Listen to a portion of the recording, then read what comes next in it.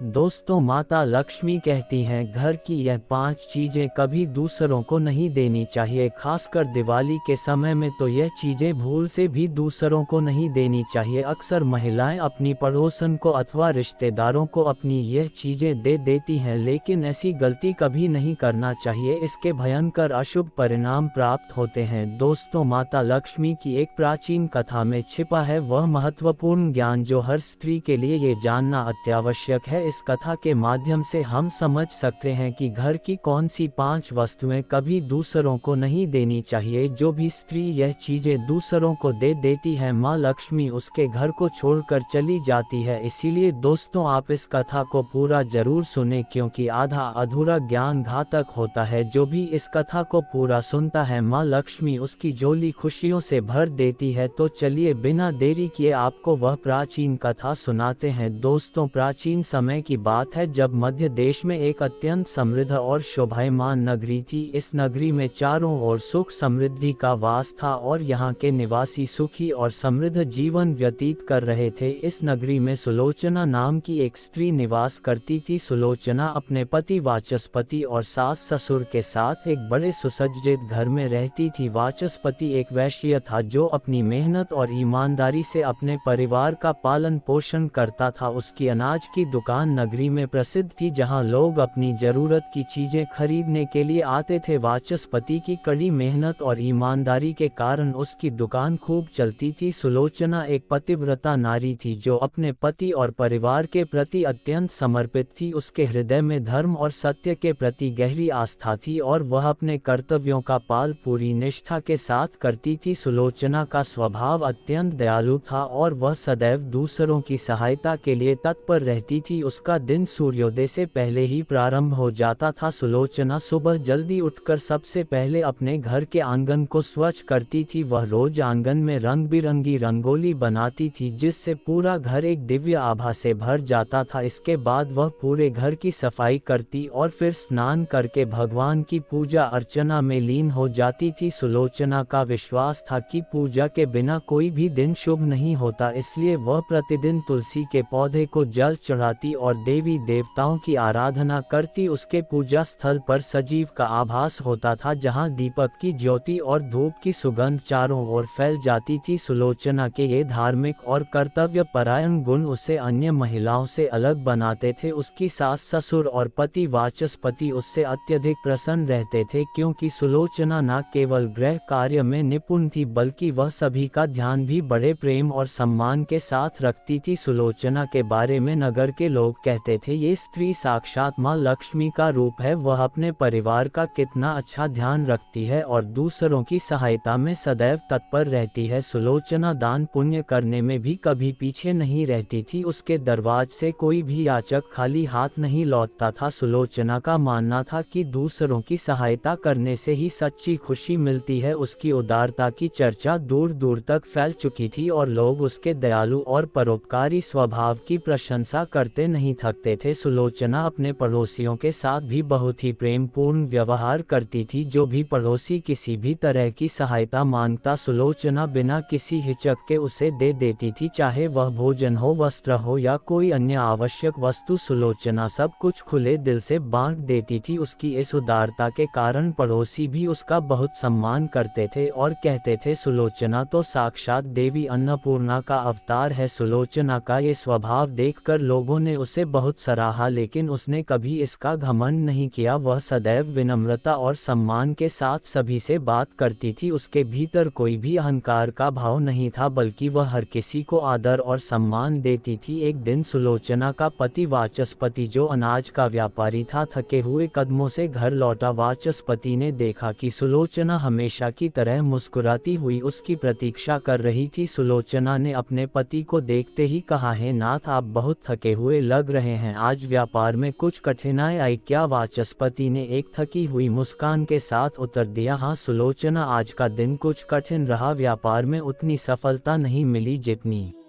आशा थी, लेकिन तुम्हारा चेहरा देखकर सारी थकान दूर हो जाती है। सुलोचना ने प्यार से कहा, आप चिंता ना करें, सब कुछ ठीक हो जाएगा, भगवान पर भरोसा रखें। चलिए मैं आपके लिए भोजन लगाती हूँ। वाचस्पति ने अपने मन की चिंता को छुपाते हुए कहा, सुलोचना तुम हमेशा मुझे सहारा देती हो, तुम्हारे बिना मैं कुछ भी नहीं हूँ। तुम्हारी सेवा, तुम्हारा समर्पण ही मुझे हर दिन आगे बढ़ने की शक्ति देता है। सुलोचना ने अपने पति की बात सुनकर मुस्कुराते हुए कहा, हे नाथ, यह मेरा धर्म है, मैं आपसे बहुत प्रेम करती हूँ और आपकी सेवा करना ही मेरे जीवन का उद्देश्य है, आप ही मेरे लिए सब कुछ हैं। इस प्रकार से सुलोचना और उसका पति दोनों ही एक दूसरे के साथ प्रेम से रहते थे और एक दूसरे का ख्याल रखते थे। फिर एक दिन दोपहर के समय सुलोचना रसोई में काम कर रही थी, तभी उसकी पहली पड़ोसन वासंती, जो उसकी अच्छी मित्र भी थी, उसके घर आई। वासंती का चेहरा चिंतित और थका हुआ लग रहा था। जब उस पड़ोसन ने आवाज लगाई तो सुलोचना रसोई घर से चलकर बाहर आ गई तो उसने देखा कि उसकी पड़ोसन खड़ी हुई है। सुलोचना ने उसका स्वागत करते हुए उससे कहा, आओ वसंती बहन, आज कैसी हो? तुम्हारे चेहरे पर चिंता की रेखाएं क्यों हैं? कुछ परेशानी है क्या? सुलोचना की पड़ोसन वासंती ने थोड़ा संकोच करते हुए कहा, सुलोचना बहन, आज मेरे घर पर अचानक बहुत सारे मेहमान आ गए हैं, मुझे जल्दी जल्दी रोटियां बनानी है, लेकिन मेरे पास चकला, बेलन और तवा नहीं है। क्या तुम मुझे थोड़ी देर के लिए ये चीजें दे सकती हो? मैं काम खत्म होते ही लौटा दूंगी। सुलोचना ने उसकी चिंता भांपते हुए प्रेम से कहा, वासंती बहन, इसमें चिंता की क्या बात है? तुमने इतनी छोटी सी बात के लिए संकोच क्यों किया? ये लो, मैं अभी तुम्हारे लिए चकला, बेलन और तवा आती हूँ। फिर सुलोचना अपने रसोई घर में जाने लगती है। कुछ समय बाद वह तवा और चकला, बेलन लेकर वापस लौट कर आती है और उसे अपने पड़ोसन को दे देती है। चकला, बेलन और तवा पाकर वासंती की आंखों में आभार के आंसू छलक आए। उसने कहा, सुलोचना बहन, तुम हमेशा मेरी मदद करती हो, सच कहूँ तो तुम्हारे बिना मैं क्या करती, भगवान तुम्हें सदा खुश रखे। सुलोचना ने मुस्कुराते हुए कहा, अरे बहन, तुम और मैं तो एक ही जैसे हैं, जब मैं तुम्हारी जगह होती तो तुम भी मेरी मदद करती। अब तुम चिंता मत करो और जाकर जल्दी से अपना काम खत्म करो। वासंती ने सुलोचना को धन्यवाद दिया और चकला, बेलन और तवा लेकर चली गई। कुछ समय बाद सुलोचना फिर से अपने काम में व्यस्त हो गई थी कि तभी उसकी दूसरी पड़ोसन कमला आई। कमला का चेहरा उतरा हुआ और थका मांदा था। कमला ने सुलोचना के घर पर आकर आवाज लगाई। कमला की आवाज सुनकर सुलोचना किचन से बाहर आ गई और कमला के पास जाकर पूछने लगी, पधारो कमला बहन, क्या हुआ? तुम इतनी परेशान क्यों दिख रही हो? अगर कोई परेशानी है तो मुझे बताओ, मैं जो कर सकती हूँ जरूर करूँगी। कमला ने आंखों में आंसू भरते हुए कहा, सुलोचना बहन, मैं बहुत परेशान हूँ, मेरे घर में बहुत गंदगी हो गई है और मेरे पास झाड़ू भी नहीं है। मैंने अपनी पुरानी झाड़ू फेंक दी थी सोचकर कि नई ले आऊंगी, पर अब कोई नई झाड़ू नहीं मिल रही है। घर गंदा हो रहा है और मुझे समझ में नहीं आ रहा कि क्या करूं। सुलोचना ने उसकी तकलीफ को समझते हुए कहा, कमला बहन, तुम इस छोटी सी बात के लिए इतनी परेशान क्यों हो रही हो? ये लो, मैं तुम्हें अपनी झाड़ू देती हूँ। फिर सुलोचना घर के अंदर चली गई और कुछ देर बाद वह झाड़ू लेकर वापस आ गई और उसने उस झाड़ू को कमला के हाथ में सौंप दिया। कमला झाड़ू पाकर बहुत प्रसन्न हो गई। कमला को प्रसन्न देखकर सुलोचना ने कहा, कमला बहन, अब तुम इस झाड़ू को ले जाओ और अपने घर की साफ सफाई करो, घर को हमेशा साफ और स्वच्छ रखना चाहिए। कमला ने धन्यवाद देते हुए कहा, सुलोचना बहन, मैं क्या कहूँ, तुम मेरे लिए भगवान के भेजे किसी दूध से कम नहीं हो। तुम्हारी यह झाड़ू मेरे लिए बहुत मददगार साबित होगी। मैं जल्दी से घर साफ करके तुम्हें लौटा दूंगी। सुलोचना ने उसे सांत्वना देते हुए कहा, कमला बहन, इसमें कोई हर्ज नहीं है, जब तुम्हारा काम खत्म हो जाए तब झाड़ू लौटा देना। तुम्हारा घर साफ सुथरा होना चाहिए ताकि तुम शांति से रह सको। कमला ने सुलोचना को धन्यवाद कहा और झाड़ू लेकर चली गई। फिर शाम होने को थी जब सुलोचना ने दरवाजे पर दस्तक सुनी। अब सुलोचना की तीसरी पड़ोसन रुक्मिणी उसके घर पर आई थी। नी का चेहरा उदास और चिंता में डूबा हुआ था। फिर सुलोचना भी चलकर रुक्मिणी के पास आ गई और बड़े ही प्रेम से उससे कहने लगी, रुक्मिणी बहन, आज तुम्हारा चेहरा इतना उदास क्यों है? अगर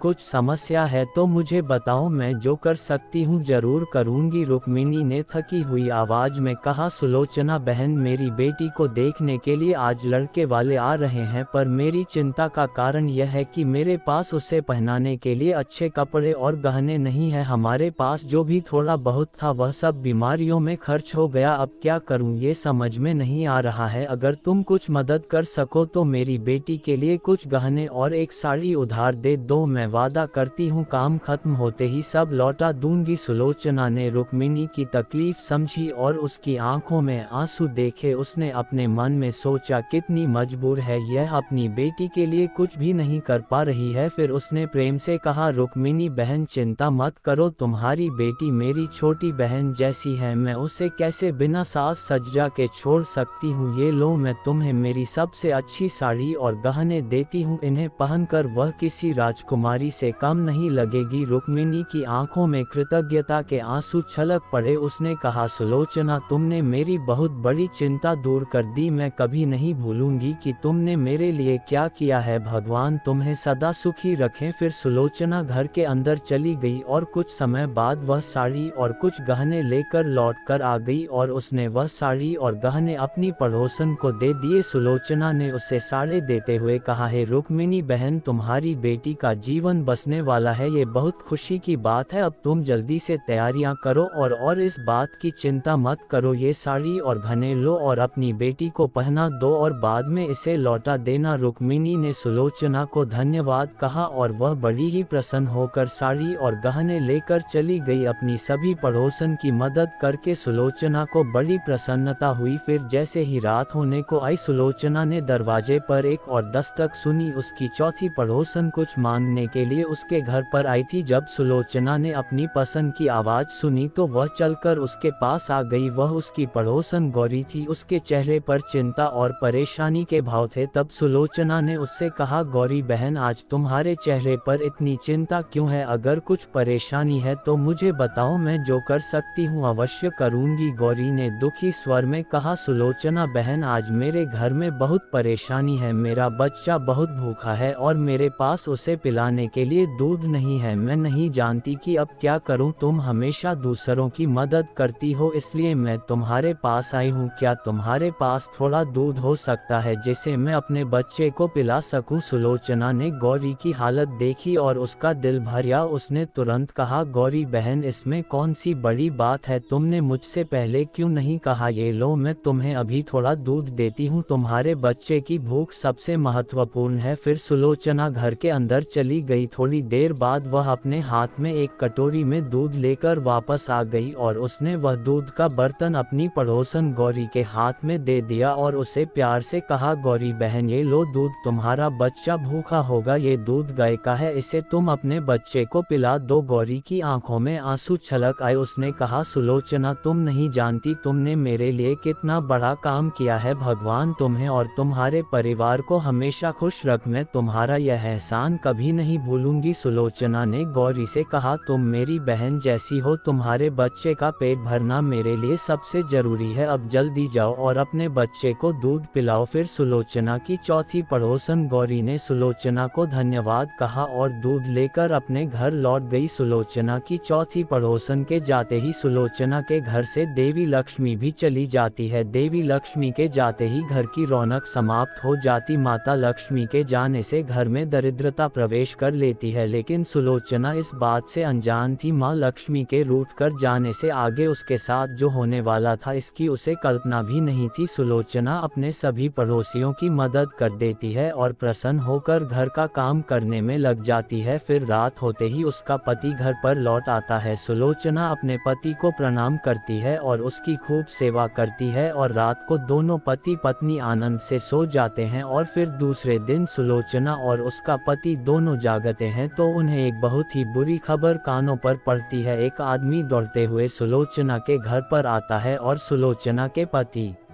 से कहता है, हे भाई, कल रात को किसी ने आपकी दुकान लूट ली है, सारा माल गायब है। सुलोचना का पति एकदम से घबरा जाता है और दौड़ते हुए अपने दुकान पर जाता है तो देखता है उसका सारा माल किसी ने लूट लिया है। वह देखता है कि उसके दुकान में रखा हुआ सारा धन भी चोरी हो चुका है। वह वहीं बैठकर रोने लगता है और भाग्य को कोसने लगता है। फिर वह दुखी और निराश होकर घर पर लौटता है तो सुलोचना वहीं पर खड़ी होकर उसकी राह देख रही होती है। वह सुलोचना के पास आकर खड़ा हो जाता है और कहता है, सुलोचना, हम बर्बाद हो गए, हमारा सारा धन चोरी हो गया है, सारा दुकान खाली हो चुका है। सचना कहती है, आप चिंता ना कीजिए जी, हमारे घर में अभी बहुत सारा धन रखा हुआ है जिससे आप फिर से व्यापार शुरू कर सकते हैं। फिर सुलोचना अपने घर की तिजोरी में देखती है तो वह भी पूरी तरह खाली दिखाई देती है, उसके अंदर का भी सारा माल अब चोरी हो चुका था। ये देखकर सुलोचना बहुत दुखी हो जाती है, उसे समझ में नहीं आता कि यह कैसे हुआ। सुलोचना का पति उस पर बहुत क्रोधित हो जाता है और पूछता है, सुलोचना, सच सच बताओ, हमारे घर के अंदर रखा हुआ सारा पैसा कहाँ गया? सुलोचना कहती है, मैं घर पर ही थी, सारा धन तिजोरी में ही था, किसने इसे चुरा लिया पता नहीं। सुलोचना का पति कहता है, ये जो तुम दूसरे लोगों को घर पर बुलाकर खिलाती हो, अनजान लोगों को घर में बुलाती हो, उसी का फल है यह। उन्हीं में से किसी ने हमारे घर का सारा पैसा चुरा लिया है। क्रोध में आकर सुलोचना का पति उसे भला बुरा कहे। सुलोचना की सास भी उसे बहुत कोसती है और कहती है, तुम ही इन पड़ोसियों को घर की चीजें देती रहती हो, बिना सोचे किसी की भी मदद कर देती हो, उन्हीं में से किसी ने सारा पैसा चुरा लिया है। घर के सभी लोग सुलोचना को भला बुरा कहने लगते हैं। फिर सुलोचना अपने पति को दिलासा देते हुए कहती है, हे नाथ, मैंने मेरे कुछ गहने हमारी पड़ोसन को दिए हैं, मैं उसके पास से गहने लेकर वापस आती हूँ। फिर सुलोचना उस गरीब पड़ोसन के घर पर जाती है तो देखती है उसके घर पर कोई नहीं होता है। वह स्त्री भी घर छोड़कर सुलोचना के गहने लेकर भाग गई होती है। सुलोचना निराश होकर घर पर लौटती है और अपने पति को सारी बात बता देती है। सुलोचना की बात सुनकर उसका पति आग बबूला हो जाता है और सुलोचना को भला बुरा कहने लगता है। सुलोचना का पति कहता है, हे सुलोचना, तुम बड़ी मूर्ख हो, तुम्हारे ही कारण हमारा सारा धन वैभव चला गया, तुम्हारे दान देने की आदत के कारण ही हमारे ऊपर यह मुसीबत आन पड़ी है। अब तू इस घर में नहीं रह सकती, तू अभी इसी क्षण इस घर को छोड़कर चली जा। सुलोचना कहती है, हे नाथ, आपके सिवा मेरा इस दुनिया में कोई नहीं है, मैं आपको छोड़कर कहाँ जाऊँ? सुलोचना का पति कहता है, तू कहीं पर भी जा, लेकिन अब इस घर में तू नहीं रह सकती, तेरे ही कारण मेरा सब कुछ बर्बाद हो गया है, तू इस घर में रहेगी तो बचा कुचा सब नष्ट हो जाएगा। सुलोचना अपने पति को हाथ जोड़कर विनती करने लगती है, हे स्वामी, ऐसा ना कहिए, मैंने कोई अपराध नहीं किया है, आपके बगैर मैं जीवित नहीं रह सकती, मुँह दासी को आप घर से मत निकालिए। लेकिन सुलोचना का पति उसकी एक नहीं सुनता है और उसे अपने घर से धक्के मारकर निकाल देता है और कहता है, अब तू इस घर से चली जा और लौट कर मत आना, चाहे तो किसी नदी में कूदकर अपनी जान दे दे, लेकिन अब तू इस घर में मेरे साथ नहीं रह सकती। फिर सुलोचना दुखी होकर रोते हुए अपने पति के घर को छोड़कर चली जाती है। थोड़ी ही दूर चलने के बाद उसे माता लक्ष्मी का एक मंदिर दिखाई देता है। चलते चलते सुलोचना माता लक्ष्मी के मंदिर में जाती है और माँ लक्ष्मी के सामने बैठकर उनसे प्रार्थना करते हुए कहती है, हे माँ, मैंने ऐसा कौन सा पाप किया है जो मेरी ऐसी दशा हुई है? हे माँ लक्ष्मी, मैं तो नित्य आपकी पूजा करती थी, फिर भी आपने मेरा घर क्यों छोड़ा? कृपया मुझे बताओ माँ, मैंने ऐसा कौन सा अपराध किया जो आप मुझसे रूठ गई हो? फिर सुलोचना वहीं पर बैठकर सोचने लगती है, यदि मेरे पति मेरा स्वीकार नहीं करेंगे तो मैं जीवित रहकर क्या करूं? यदि मेरे ही कारण मेरे पति की दुर्दशा हुई है तो मुझे जीवित रहने का कोई अधिकार नहीं है। इतना सोचकर सुलोचना अपने प्राण देने के लिए नदी की तरफ जाने लगती है। नदी के पास जाकर सुलोचना माता लक्ष्मी से प्रार्थना करती है, हे माँ लक्ष्मी, अब मैं अपने प्राण देने जा रही हूँ, यदि मेरे द्वारा तुम्हारी पूजा में कोई कमी रह गई हो तो मुझे माफ करो, मैं अपने पति के बगैर जीवित नहीं रह सकती, इसीलिए अब मैं इस नदी में कूदकर अपने प्राण दे दूंगी। इतना कहकर